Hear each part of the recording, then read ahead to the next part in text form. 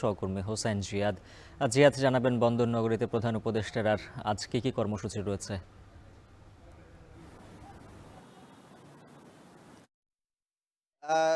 চট্টগ্রামই তার জন্মভূমি। প্রধান উপদেষ্টা স্বাভাবিকভাবেই এই চট্টগ্রাম নিয়ে তার বিশদ পরিকল্পনা রয়েছে। সেই পরিকল্পনাগুলো তিনি আসলে বন্দরের যে বক্তব্য, সেই বক্তব্যে স্পষ্ট করেছেন। একই সাথে চট্টগ্রামের মানুষেরও কিন্তু প্রত্যাশা বেশি। ক্ষমতা গ্রহণের প্রায় ৯ মাস পর তিনি চট্টগ্রামে এসে পা রেখেছেন। সকাল ৯টা ২০ চট্টগ্রাম বিমানবন্দর থেকে তিনি চট্টগ্রাম বন্দরে এসে পৌঁছান। সেখানে বন্দরের কর্মকর্তা সাথে প্রায় ৭ জনের মতো উপদেষ্টা তার সাথে এই সফরে আছেন। সবাই ছিলেন এবং বন্দরের ব্যবসায়ীরা ছিলেন।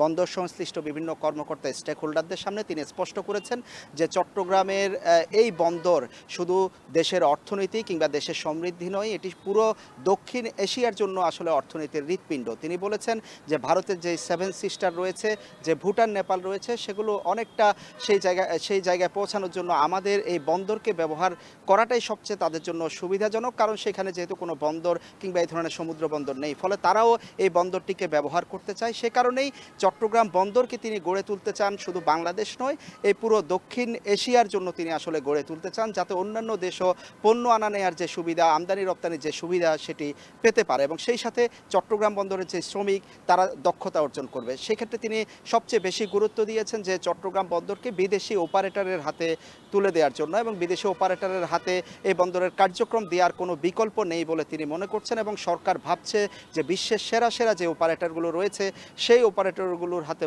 চট্টগ্রাম বন্দরকে তুলে দেয়া। এরই মধ্যে বিশ্বের বিভিন্ন দেশের সফরে যখন তিনি গিয়েছেন সেই বিষয়গুলো নিয়ে তিনি সেখানেও আলোচনা করেছেন। কাতারে গিয়েছেন, সেখানেও কিন্তু চট্টগ্রাম বন্দরের সমৃদ্ধির কথা বলেছেন যে দেশের যে অর্থনীতি আগামীতে গড়ে উঠবে 2030 বা 36 সাল নাগাদ, যে বিশাল অর্থনীতি হবে দেশের, সেই অর্থনীতির জন্য এই বর্তমান যে চট্টগ্রাম বন্দর, সেই বন্দরের যে কার্যক্রম বা অপারেশনাল কার্যক্রম তাতে সম্ভব নয়। সে কারণেই দক্ষ অপারেটর যারা পৃথিবীর সেরা সেরা বন্দরগুলো চালান, শত শত বন্দর চালান, তাদেরকে এই বন্দর ব্যবস্থাপনায় তিনি যুক্ত করতে চান এবং একটি বিষয় স্পষ্ট করেছেন যে মানুষ ছোট ছোট যে দ্বন্দ্বগুলো রয়েছে সেখানে লিপ্ত। মানুষ আসলে বড় পরিবর্তনের দিকে মানুষের যে নজর দেওয়ার কথা সেটি হচ্ছে না, যেটিকে তিনি খুব দুঃখজনক বলেছেন এবং বলছেন যে এখানে এক ধরনের ভুল বুঝাবুঝিও তৈরি হতে পারে, যে অনেকের চাকরি যাবে, শ্রমিকরা চাকরি হারানোর আশঙ্কা করছে বা অনেকেই বিদেশের হাতে তুলে দেওয়ার ব্যাপারে নিরাপত্তার কথা তুলে ধরছে, যেহেতু একটি অর্থনীতির সাথে এখানকার সমুদ্র অঞ্চলের নিরাপত্তার বিষয়টিও জড়িত।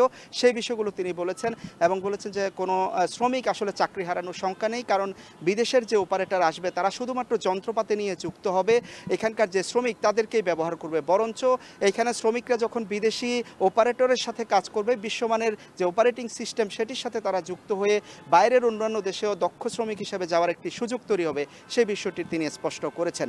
তো সব মিলিয়ে চট্টগ্রাম বন্দরের পরিকল্পনা, কার্যক্রম, এগুলো তিনি ঘুরে দেখেছেন এবং এই বন্দরের সমৃদ্ধি উন্নতির কথা বলার পাশাপাশি তিনি এই মুহূর্তে কিন্তু সেটি পরিদর্শন শেষ করে চট্টগ্রাম সার্কিট হাউসে গিয়েছেন।